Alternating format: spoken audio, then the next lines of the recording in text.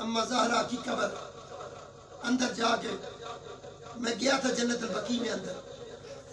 دل یہ تھا کہ وہاں سے درخواست کے اوپر سائن کرواؤں جہاں سے حضور مان لیں.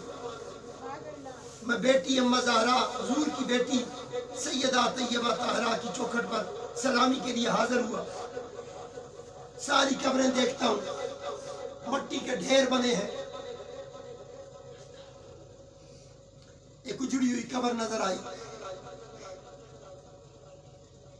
پتھر 4 اس کے گرد پڑے ہوئے تھے.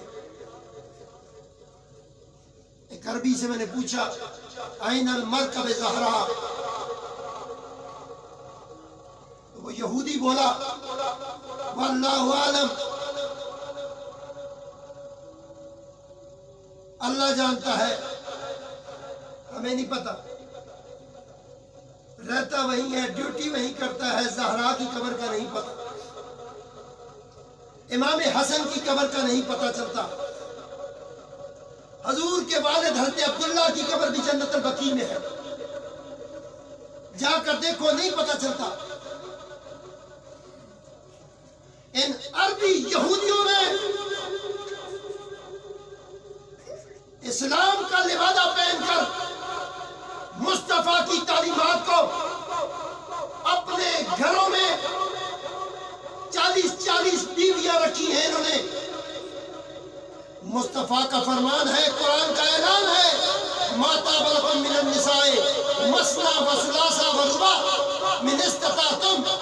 ایک شادی کرنی ہے، 2 کرنی ہے، 3 کرنی ہے، 4 کرنی ہے، لیکن من استطعتم، اگر استطاعت ہو.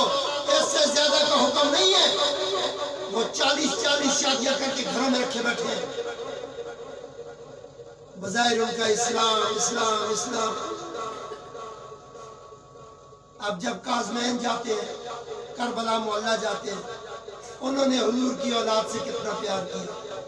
دونوں اطراف پر لنگر تقسیم ہوتا ہے. بولو سبحان اللہ. حسین ابن علی کے دربار کی طرف آپ جاتے ہیں تو دونوں اطراف پہ لنگر تقسیم ہوتا ہے، فری، کچھ بھی نہیں لیتے آپ.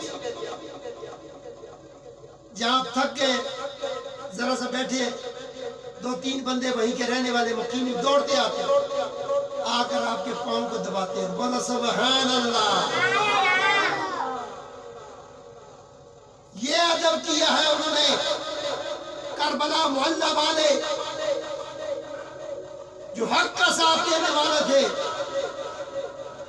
آج نجف اشرف کو دیکھو، امام حسین کے روزے کو دیکھو، بی بی زینب سلام اللہ علیہ کے روزہ پاک کو دیکھو، امام موسیٰ کاظم کے روزے کو دیکھو، تو نور ہی نور نظر آئے گا. بولو سبحان اللہ.